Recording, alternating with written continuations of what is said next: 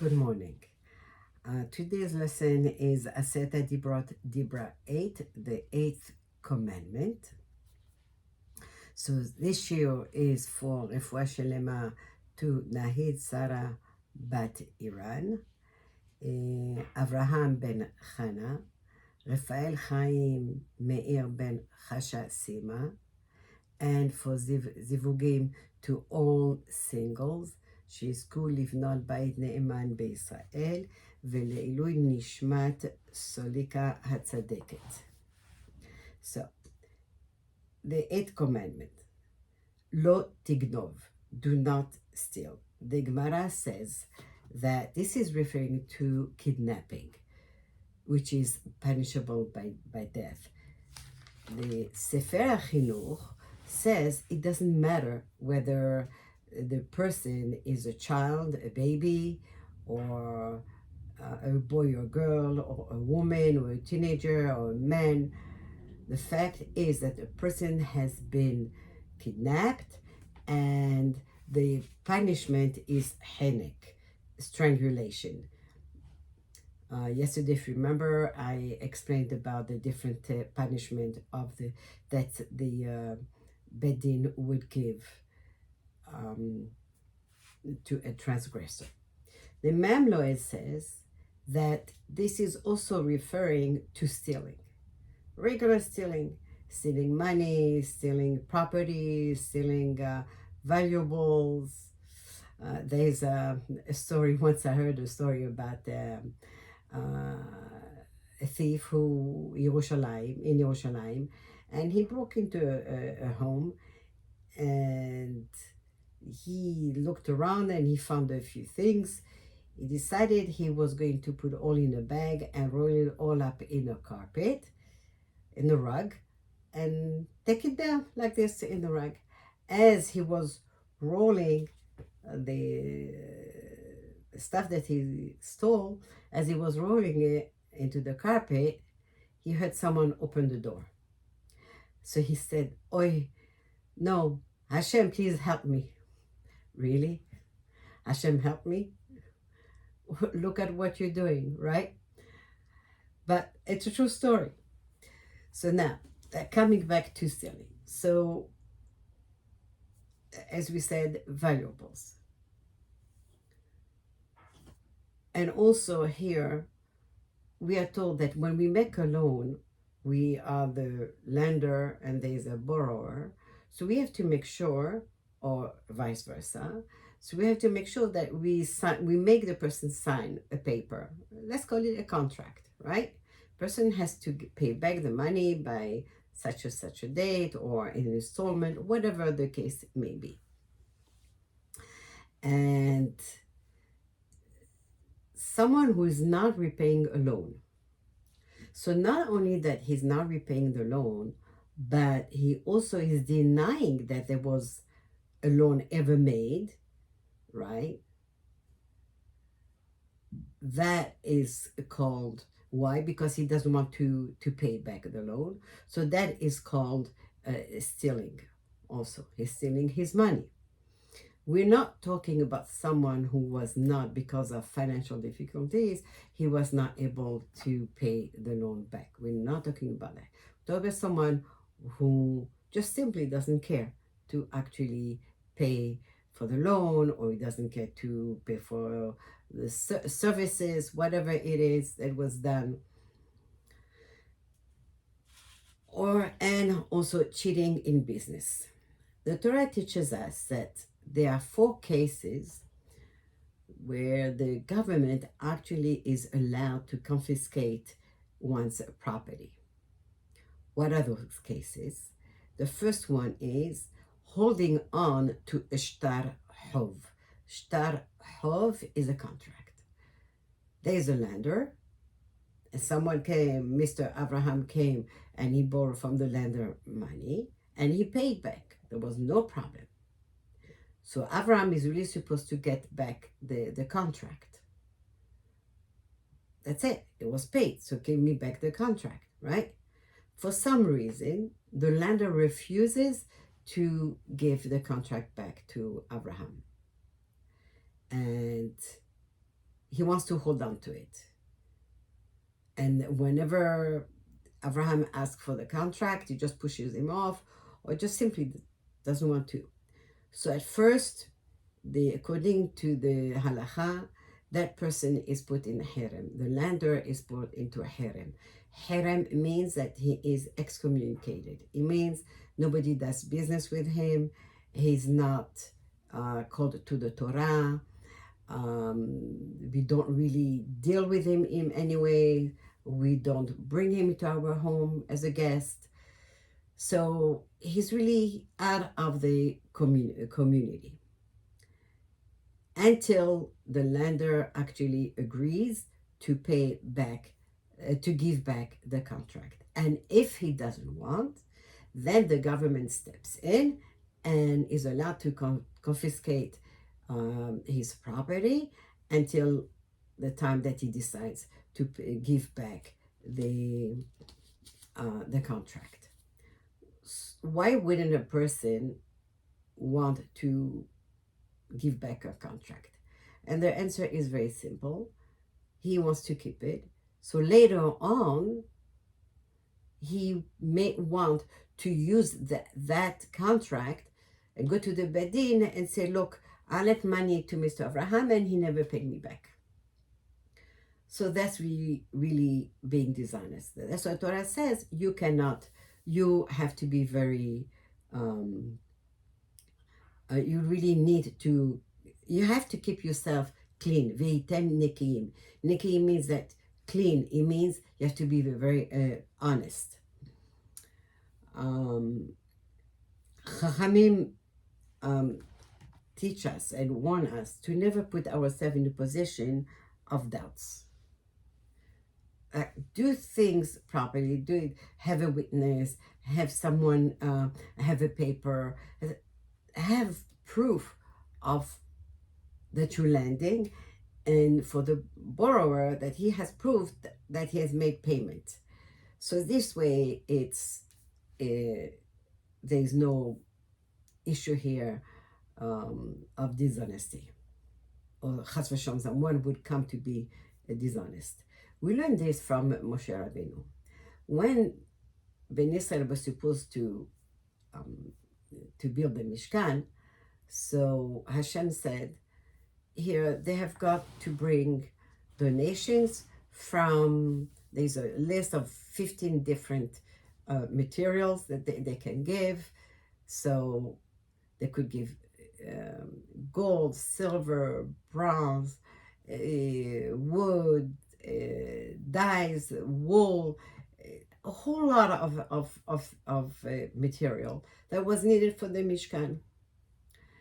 And so Moshe told Ben Israel to bring.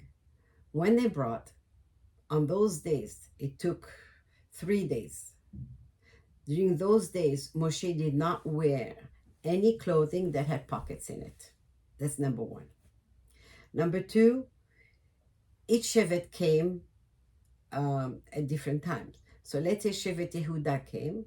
So Moshe would have the Nasi, the leader of Shevet Yehuda, sit down there, see what was brought, was given to the Nasi.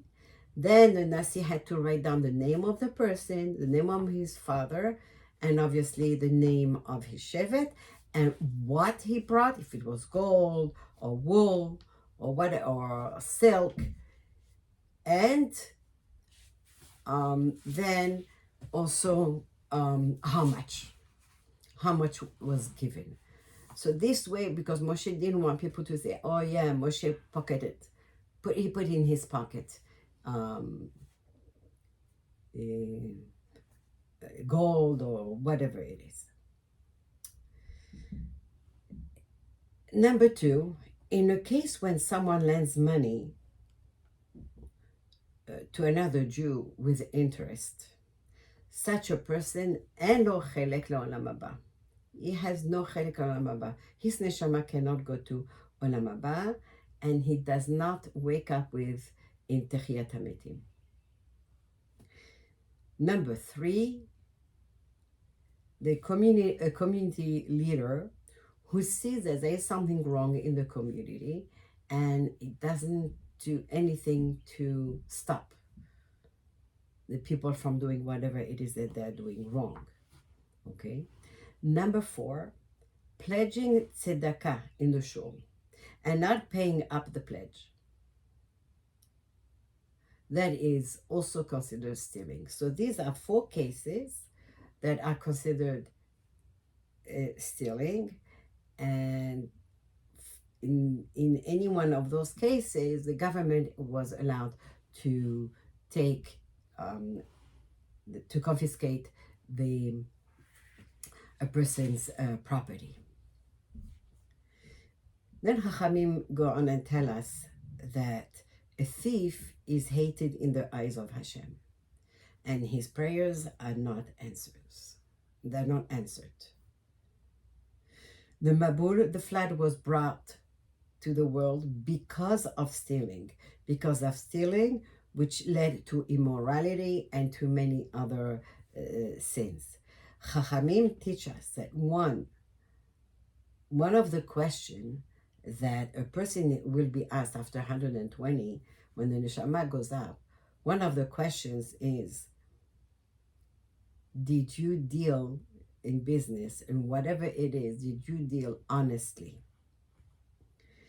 And Chachamim also teach us that a person who is honest in his business, he's considered as if he has kept all the 613 mitzvot. If a person was honest, right, and Hashem asked that person, were you honest? And the person answers yes. In Olam Haba, no one can deny anything, because Hashem has a movie of our lives, of every moment of our life, so that we cannot deny anything. So if a person answers yes, and then his movie is being shown, and it's proof, yes, he was honest, then he's blessed. And every time his name is mentioned, his name is being blessed. However, chas v'shalom, when a person was not honest in business, whenever his name will be mentioned, he'll be cursed for generation after generation. There is also what we call genevat hada'at. Genevat da'at is deceiving or creating a false impression. For example, a child tells his mother, I'm going to go to my friend. But it doesn't just go to the friend. It goes to somewhere else, where maybe the mother doesn't want that child to go to that place, and then he goes to the friend. Or he might not even go to the friend at all, right? And the mother thinks, oh yeah, he went to his friend. So there are 7 types of such stealing. Gnevat hada'at, right? Creating a false impression. Number 2, urging a friend to be a guest when really the person doesn't really want him as a guest. But he just says, come on, come. I would like you to come to me for a meal, for a Shabbat. But really, the person doesn't want him. That's also not allowed. That's also considered stealing. Knowing that someone does not accept gifts. Chachamim teach us, soneh matanot yehye. Someone who hates gifts, he'll live. What does it mean, live? It means he won't owe anything to anyone. So if you know such a person and you actually but you put pressure on him to take, and he doesn't really want to take, that is because now that he took, now you know, oh, now he's going to owe to me. And he doesn't really want that, right? That's also called stealing, forcing a person to do something. Number 4, using a false measure for selling. Let's say we're supposed to, you are in a place where you go to the store and you buy material, and you say you want 1 meter, 1 yard. So they measure a yard, but they don't cut at the yard, they cut less than a yard. That's not allowed. That's called stealing. Stealing. Or when they do in scales, especially when in the olden days when they used to have scales with 2 plates, and they had to put the weight on one side of the scale, and then whatever it was, let's say cheese, on the other side, and someone will use false weight, so it's not really a pound, it's actually less than a pound, but it shows a pound, right? That's also stealing. And actually, there's a story in the Gemara about at one time there was a famine, and it was really very hard. People were getting sick. There was no water. Everything was just dying. No rain, and it got really very hard. And Chachamim decided we have got to do something to stop this famine. And one of the Chachamim said, yes, we are all going to get together. So they called everyone to come to the shul. And then when it was time to say the special prayer, one of the Chachamim said, we are not going to say the prayer. We are going to call Mr. X for him to come into the prayer. Now, Mr. X was inside the shul with everyone. I said, how come? And then this Chacham explained to the other Chachamim, because he's an honest person. Since he's an honest person, his prayers will be answered. And all this man said was just, please Hashem, your children need water. And right away, that's all he said. Right away, the rain came down.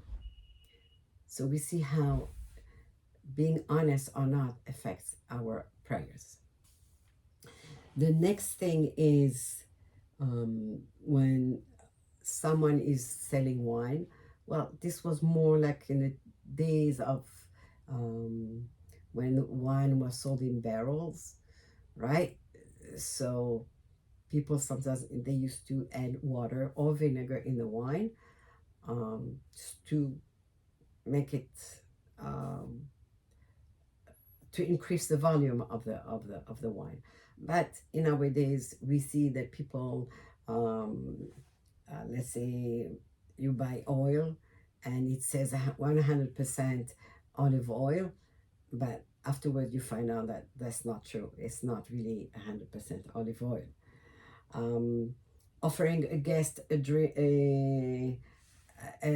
you're offering a guest a drink, and really that drink, you're a businessman, and your that bottle of wine is, of whatever it is already sold, but you take it and you make the guest feel this, I'm opening it just for you, but really this bottle has already been sold.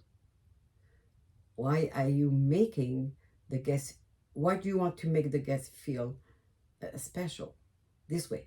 Find a different way, but not using things. So it's using something that's been sold, but also you're also cheating gnivat hadat. You're cheating the mind of the guest.